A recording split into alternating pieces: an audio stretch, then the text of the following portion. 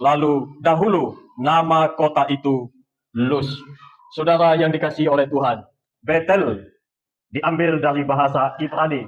Teks asli Alkitab Perjanjian Lama dengan tulisan Bet-El, Bait El. Bait adalah rumah, bait adalah kediaman tempat tinggal, lalu El adalah Allah. Maka ketika disebut sebagai Bet-El, Betel, itu artinya rumah kediaman Allah.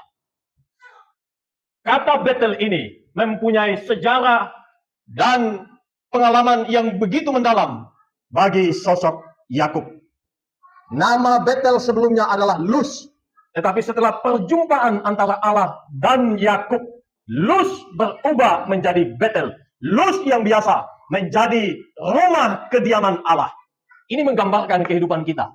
Tetapi saudara, mari kita coba lebih dalam berkaitan dengan teks ini untuk mendapatkan apa makna daripada teks yang kita sedang renung ini, yang dengannya membuat hidup ini boleh mendapatkan esensi, kemudian makna, lalu bagaimana kehidupan selanjutnya. Oleh sebab itu kita merenungkan sabda Tuhan ini di bawah satu tema, menjadi bait Allah. Kalau Luz yang adalah tempat biasa bisa menjadi baitnya Allah, apalagi saya dan saudara. Dan itu yang tersirat dari ayat-ayat yang kita baca. Tetapi sebelum sampai pada level aplikasi, kita perhatikan bahwa Betel ini memberikan dampak dan makna yang signifikan kepada kehidupan Yakub.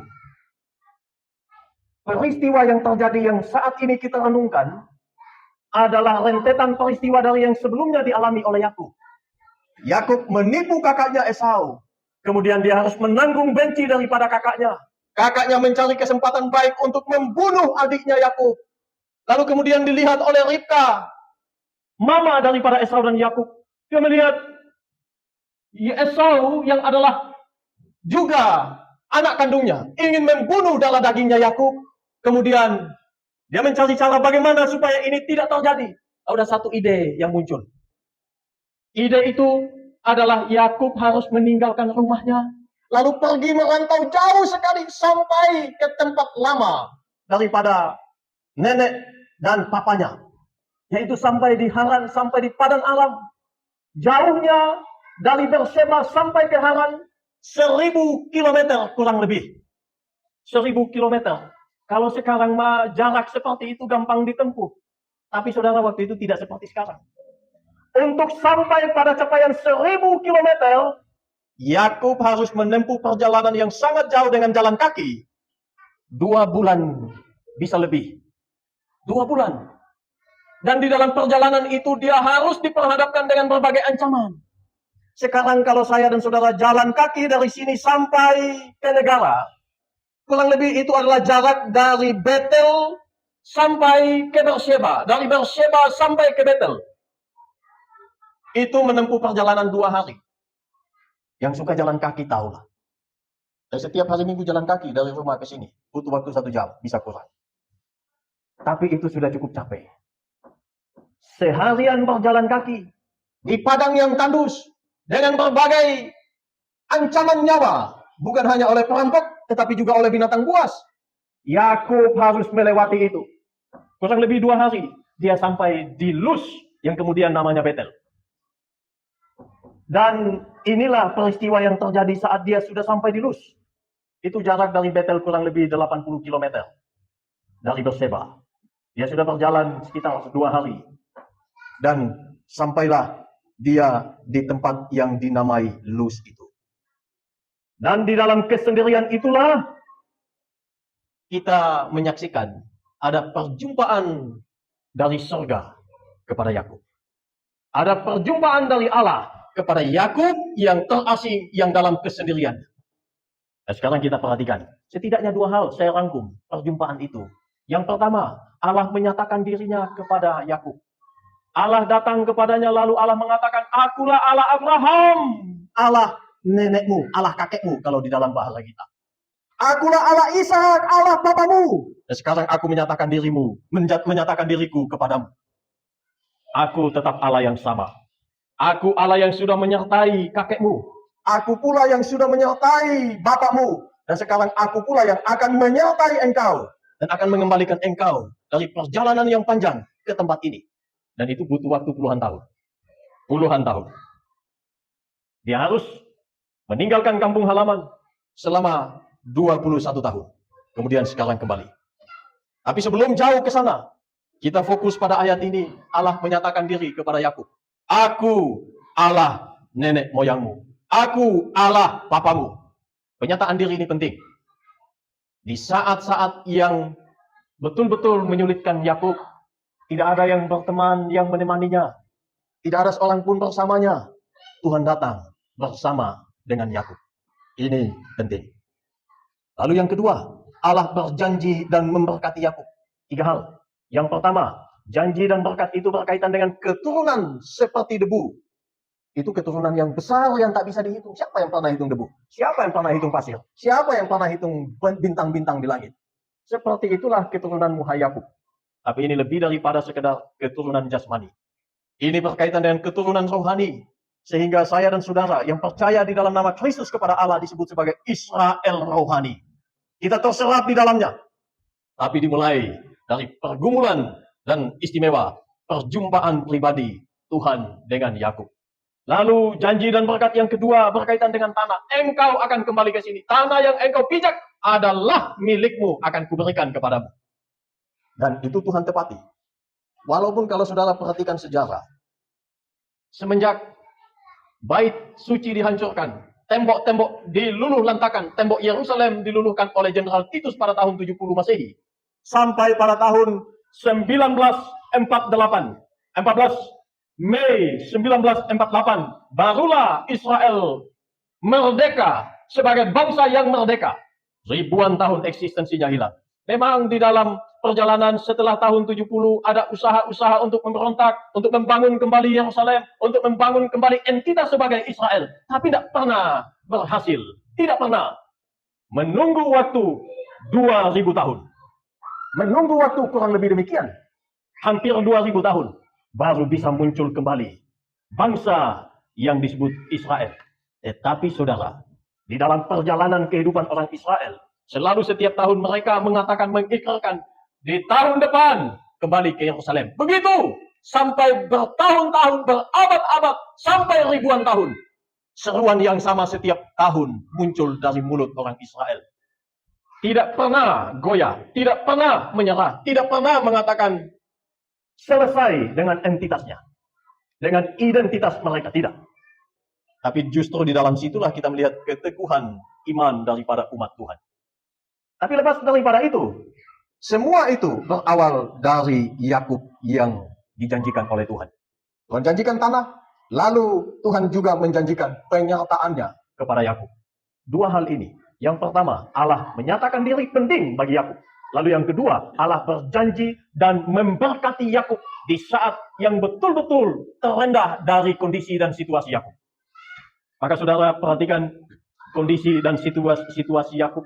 Setidaknya 3 hal dimunculkan dari ayat-ayat yang sudah kita baca. Di ayat 10 tadi dikatakan tentang Yakub melarikan diri secara implisit. Saudara, ini berkaitan dengan satu fakta ketidaknyamanan dari Yakub. Satu fakta kekhawatiran daripada Yakub. Karena itu dia melarikan diri. Kalau seandainya dia merasa nyaman, dia merasa aman, dia merasa tidak terancam, ngapain engkau meninggalkan rumahmu? Ngapain engkau meninggalkan ayah dan ibumu lalu pergi begitu jauh sekali? Tapi karena tidak ada rasa aman, nyawanya terancam, maka dia harus meninggalkan rumah papa mamanya. Sudah perhatikan, dia melarikan diri.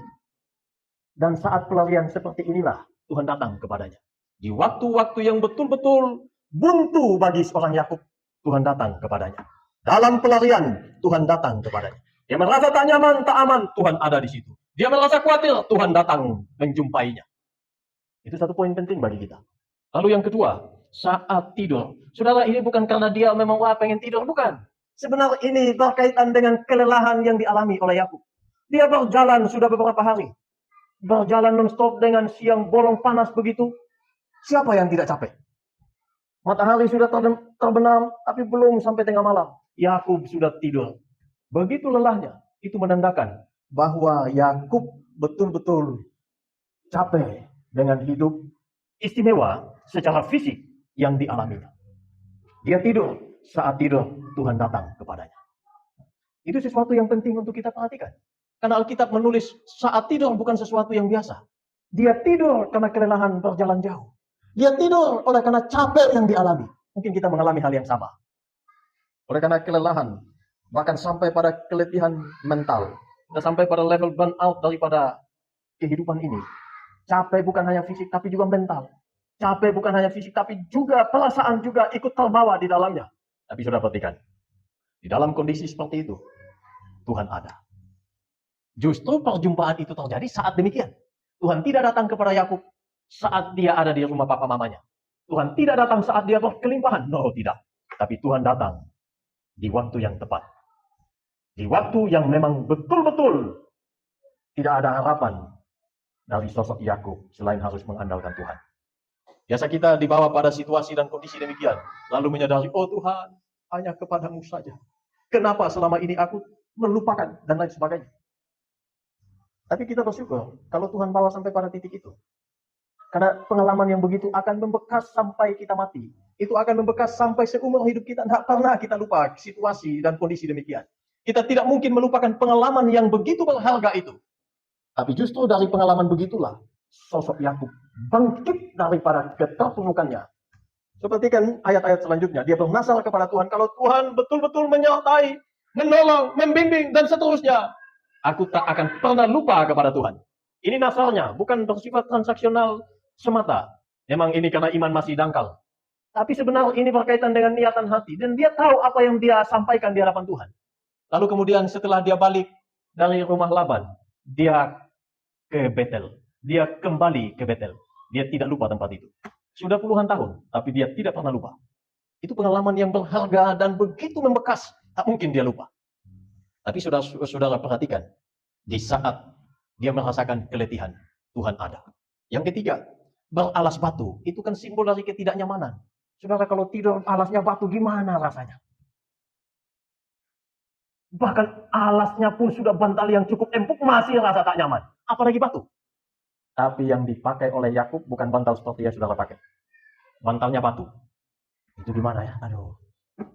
Tapi walaupun begitu, dia sono, dia pulas. Tapi poin yang ingin disampaikan beralas batu adalah lambang ketidaknyamanan, lambang keterasingan daripada tempat yang nyaman, yang memberikan ketentraman kepada Yakub. Itu poinnya. Dan dari situ pula dia mempersembahkannya kepada Tuhan. Batu yang dia pakai sebagai alas kepala.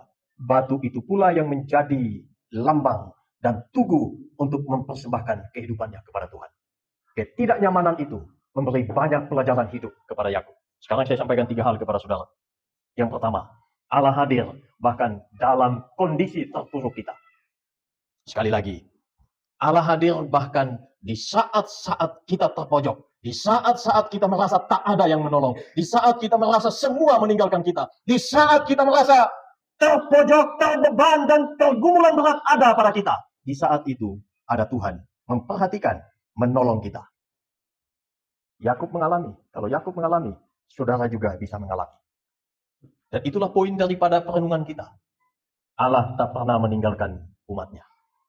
Kita mungkin merasa ditinggalkan. Tapi Tuhan tak pernah meninggalkan. Itu faktanya. Soal perasaan itu hal yang lain. Banyak kali perasaan itu tak sesuai dengan fakta. Oh, saya merasa tak dicintai oleh istri saya.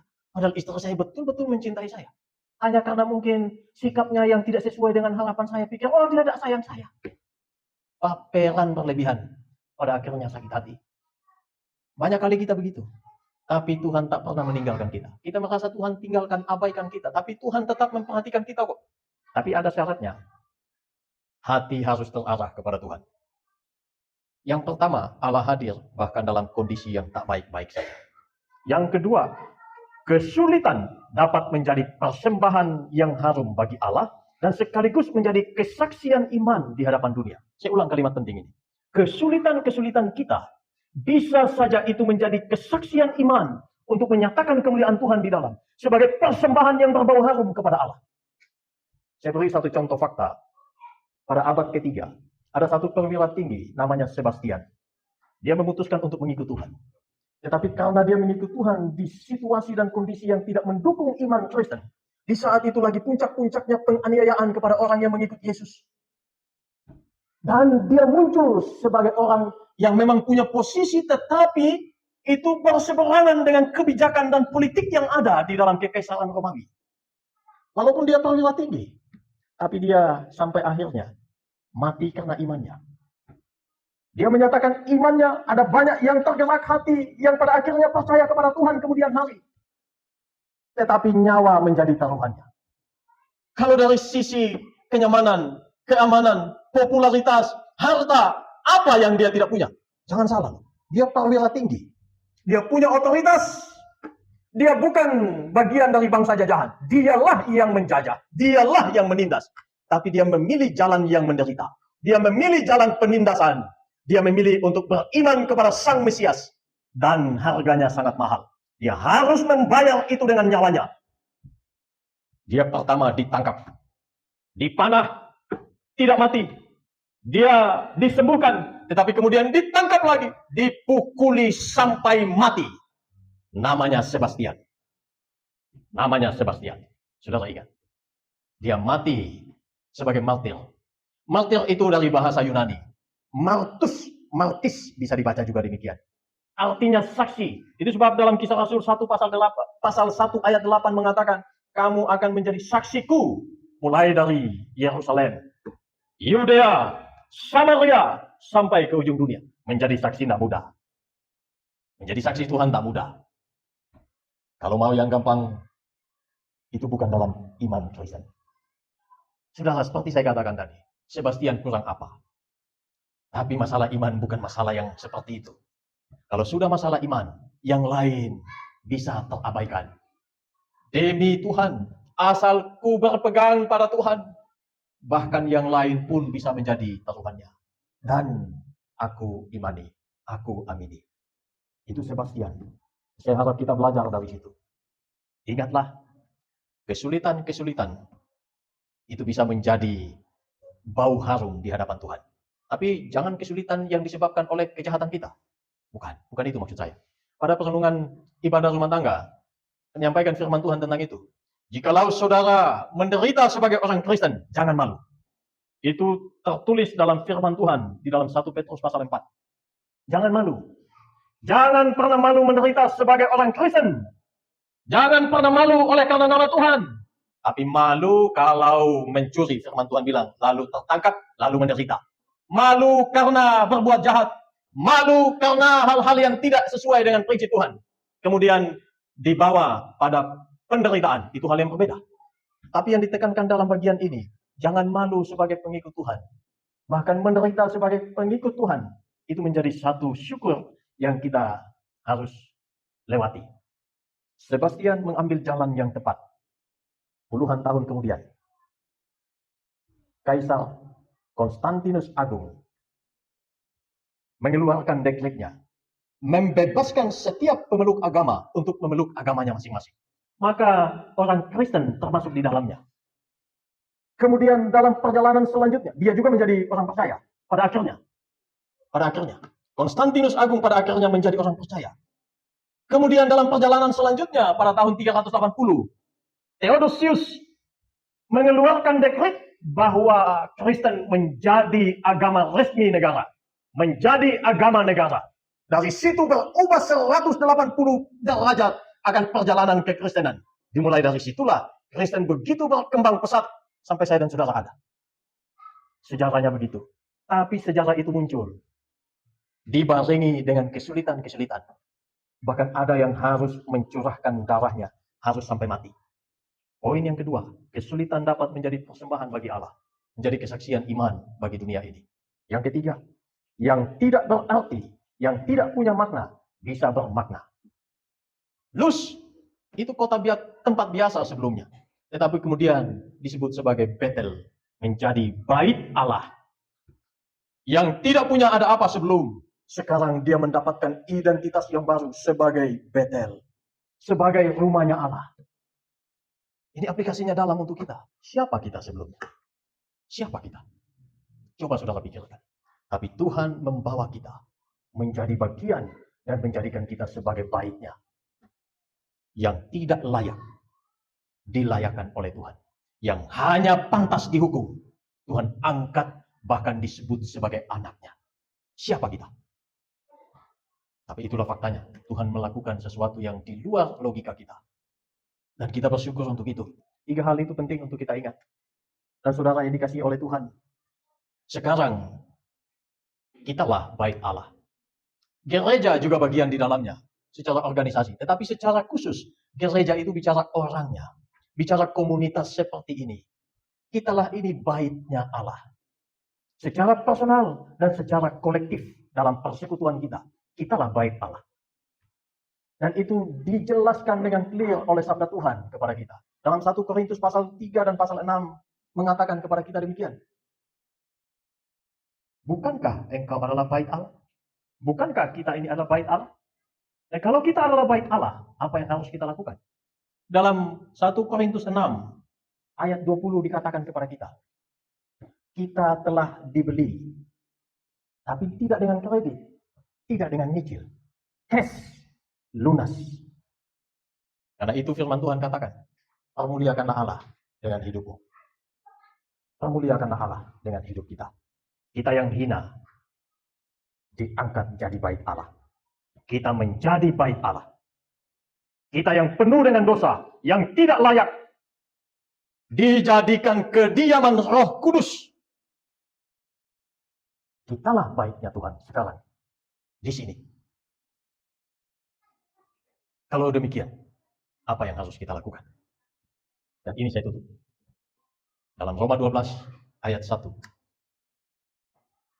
Persembahkanlah hidupmu sebagai persembahan yang hidup, yang kudus, dan yang berkenan kepada Allah.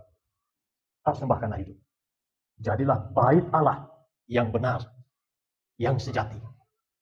Itu kerinduan Tuhan kita. Dan saya harap itu menjadi kerinduan kita bersama. Tuhan memberkati.